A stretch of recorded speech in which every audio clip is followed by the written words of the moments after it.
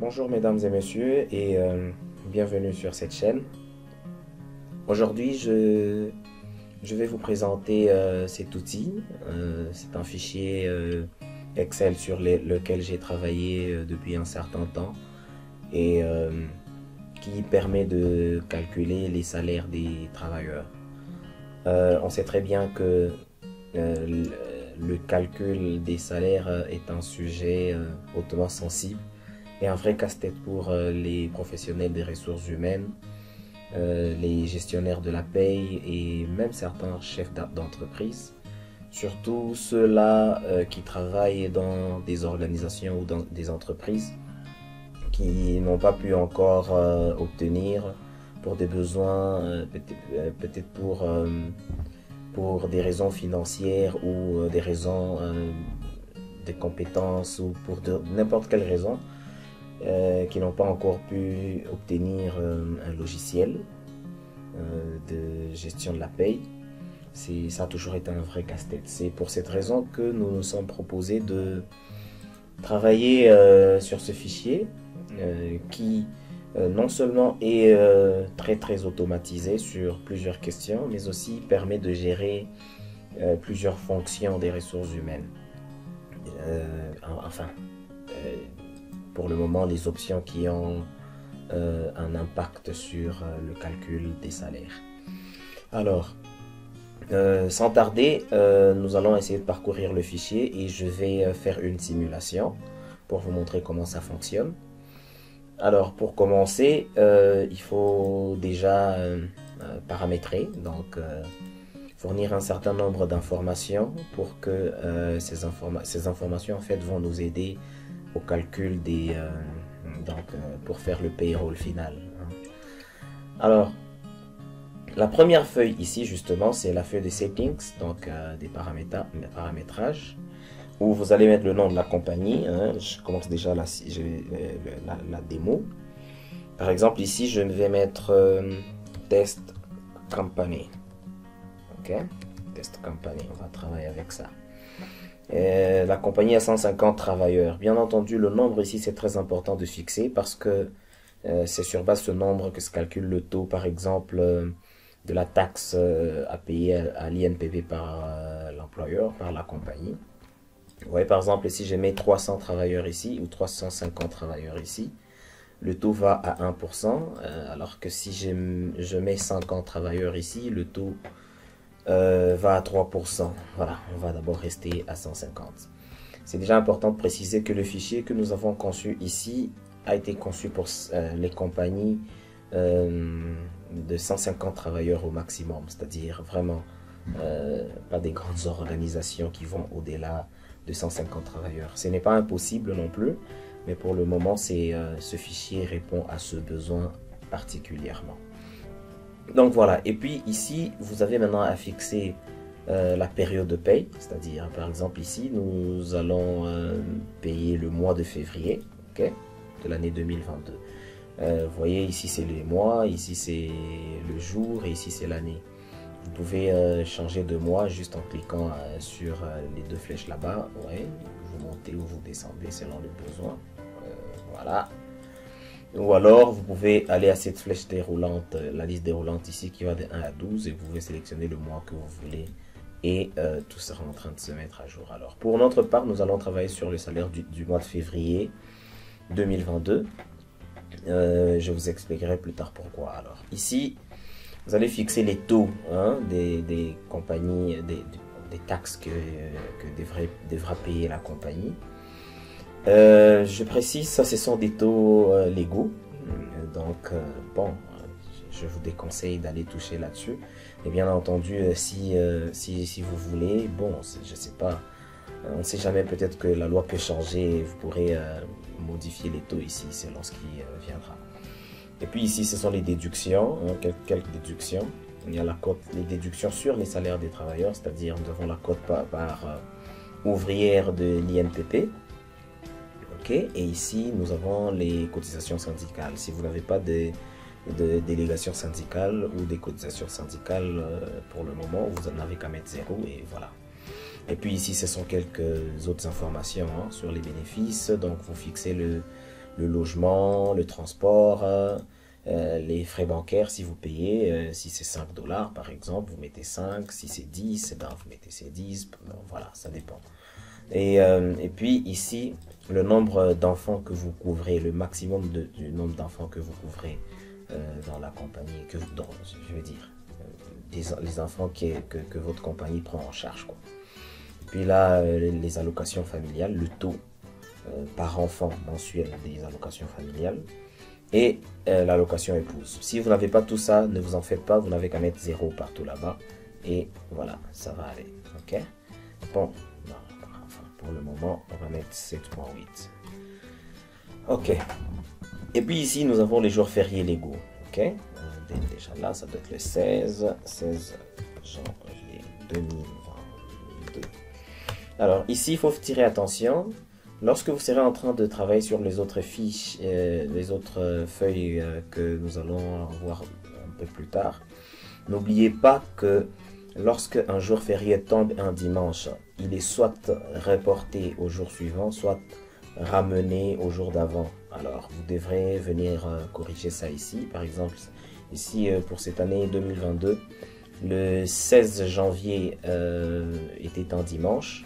Donc, il faut prendre soin de venir le mettre au 15 parce que cette journée a été ramenée au 15. Et le lundi était le 17. Voilà. Donc, c'est très important pour pas que les fichiers calculent n'importe quoi. Ok. Donc, dès que vous terminez à fixer vos paramètres ici, vous allez à la fiche la liste. Donc, la liste ici, c'est la liste votre liste des travailleurs avec leurs informations, quoi. Ici, vous voyez, il y a tout ce qui a trait à l'identité de l'agent et son grade, son salaire de base. Ok, this is the basic salary. Et à partir de ce salaire de base, tout le reste va se calculer. Donc, vous remplissez, tout ceci c'est rempli facilement et manuellement. Donc, ici, si c'est 1200, eh bien, vous mettez 1200. Oh, 120 000, non, 1200. 1200. Ok, on va remettre ça à 1450 d'abord et puis on verra plus tard. S'il y a des allocations, donc prime de responsabilité, allocation ou bonus, tout ça, vous mettez toutes ces informations ici. Le nombre d'enfants, l'état civil et tout ça. Alors, ces deux colonnes ici, c'est pas à toucher parce que ça se calcule automatiquement sur base des informations que vous mettez ici sur les enfants et sur l'état civil. Et puis voilà, vous complétez les numéros de la sécurité sociale, et puis le compte bancaire et le nom de la banque. Bien entendu, hein, tout ça ici, c'est très aléatoire, hein, juste pour le besoin de cette démonstration. Alors, dès que vous finissez, on va sauter la feuille de payroll, parce que c'est la feuille principale, on va y revenir plus tard. Vous allez à la feuille des heures supplémentaires, hein, overtime. Alors, vous voyez que tout est déjà là, tous ces agents qui sont ici sont déjà de ce côté-ci. De toutes les façons, tout est automatisé. Si, par exemple, cette feuille ne contient rien, vous voyez, dès que j'enlève les numéros matricules, tout est parti. Alors, tout ce que j'ai à faire, c'est de venir reprendre les numéros matricules, simple, copier, venir ici et coller les valeurs, et j'obtiens encore tous mes éléments. Alors, cette feuille calcule les heures supplémentaires, ok? Les heures travaillées, c'est-à-dire chaque jour, vous devez mettre 8 heures, 8 heures, 8 heures, 8 heures, et ainsi de suite.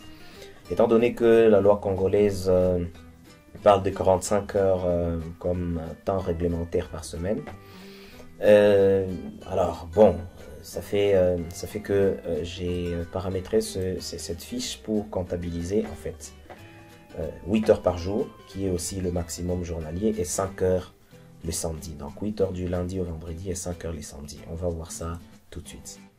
Alors, une précision de taille que je voudrais apporter ici sur cette feuille, ce qui vaudra aussi d'ailleurs pour la feuille des présences, qu'on verra un peu plus tard, c'est que les heures supplémentaires dont il s'agit ici sont calculées sur le mois précédent, le mois en cours, le mois de la paye en cours. Okay? Pour la simple raison que, enfin, c'est un choix que je trouve très judicieux pour ma part, mais je sais qu'il y a beaucoup d'employeurs, beaucoup d'entreprises qui font des choix différents. Certains peut-être diviser le mois par deux et payer moitié-moitié. Personnellement, j'ai pensé que c'était la meilleure option et donc ce fichier est conçu pour prendre en compte les heures supplémentaires et donc les données des présences et des absences du mois précédent le mois en cours. Ok? Alors j'explique. La simple raison est que, écoutez, pour certaines compagnies, le mois de la paye, donc le calcul de la paye commence au 15 ou commence peut-être au 20. Et au 20 du mois, vous n'avez pas encore tous les éléments sur les heures supplémentaires de ce mois-là précisément. C'est-à-dire que quelqu'un peut travailler des heures supplémentaires le 28 au moment où vous avez déjà clôturé la période de paye. Et que ces heures supplémentaires seront donc considérées pour le mois prochain. Et que je trouve donc plus judicieux de payer les mois chaque mois, hein, ok, chaque mois avec les heures supplémentaires du mois précédent. Bien entendu, on se demandera pourquoi, si jamais par exemple le contrat venait à prendre fin, ce qui se passe, et ben voilà. Toutes ces questions peuvent se régler toujours lorsqu'il faudra faire le solde de tout compte. Donc voilà, donc pour les deux feuilles ici, c'est comme ça, mais les avances sur salaire, bien entendu, on prend du même mois, quelqu'un qui a pris une avance sur salaire en février, et ben, ça doit être calculé en février. C'est maintenant une question de la compagnie de fixer par exemple une période pour dire écoutez, au-delà du 15, on ne donne plus des avances sur salaire pour permettre que tous ces éléments entrent en ligne de compte dans le calcul du salaire du mois en cours. Voilà. Voilà donc. Lorsque vous avez fini avec cette feuille des heures supplémentaires, vous allez à la feuille des avances sur salaire. Vous voyez, il y a déjà toutes les informations qui sont là-bas. Comme je l'ai dit, bien entendu, tout est automatisé, c'est-à-dire si j'enlève tout ça, vous voyez, tout est parti, les noms et tout le reste. Mais tout ce que vous avez à faire ici, c'est de vraiment tout mettre manuellement, carrément, c'est-à-dire si l'agent Étienne a pris 150 $ au courant du mois de février, vous mettez ça là-bas, le montant, et puis vous précisez ici simplement si c'est une avance sur salaire ou tout autre type d'avance. Voilà, c'est ça. Dès que vous finissez à remplir ceci, vous allez à la liste de présence. Vous voyez, toutes les informations sont là. Ça fonctionne aussi de la même façon, c'est-à-dire s'il n'y a pas de numéro matricule, il n'y a rien sur les identités et tout ça. C'est-à-dire si vous trouvez rien, vous n'avez qu'à copier les éléments d'ici, hein, de la liste des travailleurs, et vous venez coller ici à la liste de présence. Voilà. Bref.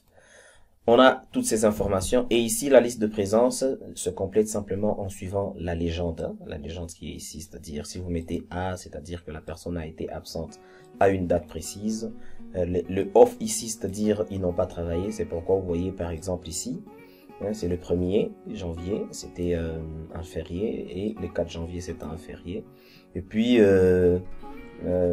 ça ce sont les dimanches, donc il faut prendre soin de mettre off les dimanches, enfin s'il ne travaille pas, à moins qu'il y ait quelqu'un qui travaille un dimanche, prenez soin de mettre off, off, off, comme ça on sait avoir des statistiques qui sont plutôt cohérentes, parce que comme vous venez de le voir, le fichier calcul vous donne aussi quelques statistiques hein, par rapport aux chiffres, hein. Vous voyez ici en haut, vous avez le nombre de personnes par catégorie. Donc par exemple à la date du 3, nous avons 5 personnes qui étaient présentes. Si je mets ici par exemple qu'il y a une personne qui était en absence autorisée, hein, je sais pas, ça peut être n'importe quoi, je mets AA et vous voyez automatiquement il reste 4 présences et une personne qui est en absence autorisée. S'il y a quelqu'un qui est en deuil par exemple, bereavement leave, allez, vous mettez BL et les statistiques sont là. En fait, tout ceci nous importe peu pour le moment. Ce qui nous importe le plus, ce sont des mentions qui ont un impact sur notre payroll, c'est-à-dire les absences non autorisées, et les suspensions et les cas de maladie.